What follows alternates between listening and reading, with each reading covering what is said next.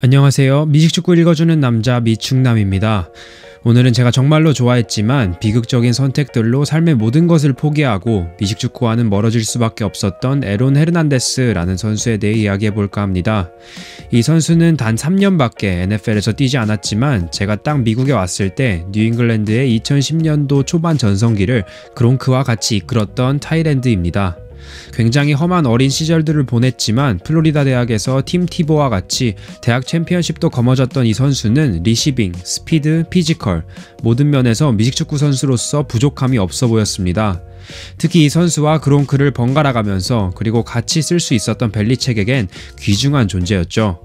저도 이 선수를 보면서 정말 재능이 넘사벽이구나 라고 생각했던 것이 몸집이 어느 정도 있는 타이랜드로서 리시버만큼 빠른 스피드로 코너백이든 라인베커든 모든 수비수들을 무기력하게 만들었기 때문인데요. 이렇게 3년 만에 리그 탑급 타이랜드가 된 헤르난데스는 돌연 죄를 저지르고 옥살이를 시작하게 됩니다. 그리고 2017년엔 스스로 목숨을 끊고 말죠. 그렇다면 엄청난 재능을 가지고도 이 내면의 악마를 버리지 못하고 자살한 이 선수, 에론 헤르난데스 선수에 대해서 조금 더 알아볼까요? 헤르난데스는 코네티컷주 브리스톨에서 푸에르토리코 출신인 아버지와 이탈리계의 어머니 사이에서 태어났다고 합니다. 형과 함께 부모님의 끊임없는 다툼을 보면서 자랐다고 하는데요. 부모님의 이혼과 재혼을 겪으며 안정적이지 못한 가족이란 틀 안에서 부모님이 죄를 짓고 감옥을 오가는 모습까지 보며 컸다고 합니다. 어린아이가 감당하기엔 너무 많은 짐이지 않았나 싶은데요. 그래도 그의 아버지는 더 모범적인 삶을 살기 위해 자신을 바꾸려 노력했다고 합니다. 그래서 에론 헤르난데스는 학창시절 때 아버지에게 많이 의지하며 자랐다고 합니다. 그리고 이런 아들을 아버지가 정말 혹독하게 키우면서 성적이나 운동에 관해 항상 100% 그리고 가장 높은 성적을 요구했죠. 이렇게 커오던 헤르난데스는 16살이 돼서 엄청난 비극을 맞게 됩니다. 그의 아버지가 의료사고 비슷한 케이스로 세상을 떠나게 된 거죠. 이때부터 헤르난데스의 삶은 점점 안 좋은 길로 접어들고 맙니다. 오히려 미식축구는 각성하고 하면서 이름을 날리기 시작했지만 사생활은 엉망진창이었고 좋지 않은 관계들과 행동들은 결국 나중에 헤르난데스의 인생을 망가뜨리게 됩니다. 헤르난데스는 커넥티컷에서 엄청나게 각광받는 타이랜드로 자랐습니다. 막 학년으로서는 주 신기록인 1807 리셉션 야드와 24개의 터치다운을 기록했는데요. 이해 전국에서 가장 주목받는 타이랜드로서 어느 학교에 가도 될 만한 명성을 갖게 됩니다. 원래는 친형이 있던 커넥티컷 대학으로 진학하려 했지만 플로리다 대학의 얼반 마이어 감독이 헤르난데스를 찾아가서 한 학기 더 일찍 졸업하게 설득하고 플로리다로 가서 팀 플레이북을 더 빨리 익힐 수 있도록 도왔다고 합니다. 이런 헤르난데스는 플로리다에서 또다시 엄청난 성적을 보여줬습니다. 듣기론 고등학교 때도 그렇고 대학교 때는 더 혼신을 다해서 미식축구에 전념했다고 하는데요. 거의 직장처럼 일주일에 40시간에서 60시간을 미식축구에 관한 일만 하며 자신의 시간을 바쳤다고 합니다. 2학년 땐 팀 티보가 이끄는 팀에서 중요한 역할을 맡아 내셔널 챔피언십까지 가는데 정말 중요한 역할을 했고, 또한 챔피언십 게임에선 팀 하이인 57 리셉션 야드를 기록하며 팀을 정상으로 이끌었습니다. 이렇게 3학년 때까지 뛴 헤르난데스는 3년간 100개가 넘는 리셉션과 1382 야드 그리고 12개의 터치다운을 기록하며 NFL에 진출할 준비가 된 타이랜드로 인정받게 되죠. 이렇게 좋은 성적을 계속해서 뽑아낸 헤르난데스에겐 약점이 딱 하나가 있었습니다. 제가 위에서 말씀드렸던 개인 사생활에 대한 염려인데요. 몇몇 기사들에 따르면 헤르난데스는 고등학생 때나 대학생활 할 때 매 게임마다 대마를 피고 플레이했다고 합니다. 이런 습관은 어떤 징계를 받아도 고쳐지지 않았다고 하네요. 또한 헤르난데스는 어렸을 때 자신의 어머니와 사촌 누나의 남편이 같이 바람피는 사실을 알게 되면서 엄청난 충격을 받았고, 이 트라우마의 임팩트는 쉽게 극복되지 않았습니다. 아버지가 돌아가시고 남편이 외도로 집을 나간 사촌 누나의 집에서 주로 생활한 헤르난데스는 자신의 성적 취향에 대해 의심하기 시작했고, 정신적으로도 굉장히 힘든 나날들을 계속해서 보냈다고 합니다. 아버지의 죽음까지도 모자라서 가정이 완전 파탄났고, 이 상황에서 할 수 있는 건 미식축구와 마약 복용이었던 거죠.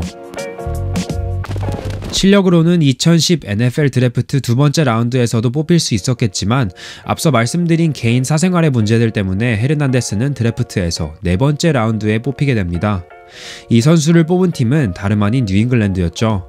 사실 벨리칙이 조금 이슈가 있는 선수들을 데려다 잘 활용했던 경험이 굉장히 많기 때문에 헤르난데스도 과연 별탈 없이 사용할 수 있을지가 관건이었습니다. 헤르난데스는 부상 때문에 컴바인엔 나오지 않았는데요. 하지만 플로리다 대학의 프로데이에선 드래프트에 나오는 타이랜드 중 4번째로 빠른 40야드 대시 타임을 기록했고 100kg 벤치는 가장 많은 30번을 연속으로 밀게 됩니다. 사이즈는 뛰어나지 않지만 운동신경과 피지컬이 남달랐던 거죠. 이런 헤르난데스를 그롱크와 같은 드래프트에서 뽑게 된 벨리책은 아주 입맛을 다시면서 플레이북까지 바꿔가며 제대로 두 타이랜드를 활용하기 시작합니다. 그래서 그런지 2010년과 2011년도에 14승 2패와 13승 3패의 전적을 만들어냈고 슈퍼볼까지 가게 되지만 아쉽게 뉴욕 자이언츠에게 지고 말죠. 헤르난데스와 그롱크는 리그 역사상 처음으로 2년 연속 개인 5터치다운 이상을 만든 타이랜드 짝이었다고 합니다. 특히 2011 시즌엔 79개의 리셉션과 910 리셉션 야드를 기록하면서 리그에서 15번째로 많은 패스를 잡게 됩니다. 총 16경기 중 14경기만 뛰었다는 사실을 감안하면 더 대단한 기록이죠. 이엔 웨스 웰커와 그롱크가 리셉션 스탯은 다 잡아먹던 해였는데 이 뒤에서 헤르난데스도 조용히 고군분투하고 있었다는 것을 알 수 있습니다. 헤르난데스는 2012년에 뉴잉글랜드와 재계약을 하게 되는데 180억 원의 개런티와 총 450억 원에 해당하는 5년 익스텐션에 동의하게 됩니다. 리그 역사상 타이랜드로서 가장 높은 금액의 사이닝 보너스를 받기도 했는데요. 이렇게 2012 시즌을 보낸 헤르난데스는 아쉽게도 더 이상 필드에서 볼 수 없게 됩니다. 헤르난데스는 2007년 이제 막 고등학교를 졸업한 학생 신분으로부터 2013년까지 법적 문제가 끊이질 않았는데요. 불법 총기 소지, 불법 마약 소지, 폭행, 총살, 그리고 살인까지 사실 살인죄가 의심될 때까진 플로리다 대학에서 그리고 뉴잉글랜드에서 헤르난데스를 감싸며 지켜주려 노력했지만 결국 살인사건이 터지면서 2013년에 소속팀 뉴잉글랜드가 헤르난데스를 방출시키고 팀 내에서 이 선수의 이름을 거론하지 못하게 했다고 합니다. 헤르난데스는 팀원들에게 정말 열심히 훈련하는 선수로 유명했다고 하는데요. 어떤 사람들은 이런 증언에 대해 헤르난데스가 정말 철저한 이중생활을 한 것이 아닌가 말하기도 합니다. 이 2013년도 1급 살인사건으로 헤르난데스는 가석방 없는 무기징역형을 선고받게 됐는데요. 그의 집에서 1마일 떨어진 곳에서 오딘 로이드라는 사람을 가슴과 등에 총상을 입히며 살인했다고 합니다. 이 살인에 대한 동기를 확실하게 아는 사람은 없었지만 몇몇 지인들은 아마 로이드라는 사람이 헤르난데스의 양성애적 성향을 알고 있어서 헤르난데스를 협박하지 않았을까 말합니다. 이 이야기가 맞다면 헤르난데스는 자신이 비밀로 지키고 싶었던 성적 성향이 드러날까봐 이 두려움에 살인을 저질렀다고 볼 수도 있겠죠. 전 개인적으로 헤르난데스가 악마 그 자체였다고 생각하지 않습니다. 단지 어렸을 때의 아버지의 죽음과 가족을 둘러싼 외도, 이렇게 기댈 곳이 없었던 헤르난데스의 작은 실수들이 열악한 환경을 통해 나중엔 더 큰 실수로 번진 것 같은데요. 감옥살이를 하면서도 자신의 약혼녀와 딸에게 변호사를 통해서 돈을 매달 3,000불씩 주게 했고 바람을 피웠던 어머니와도 화해를 했다고 합니다. 그리고 감옥에선 다른 사람이 봐도 이상하리만큼의 편안한 심리적 상태로 부지런하게 운동을 하면서 NFL에 언젠간 복귀하겠다는 희망을 품고 살았다고 합니다.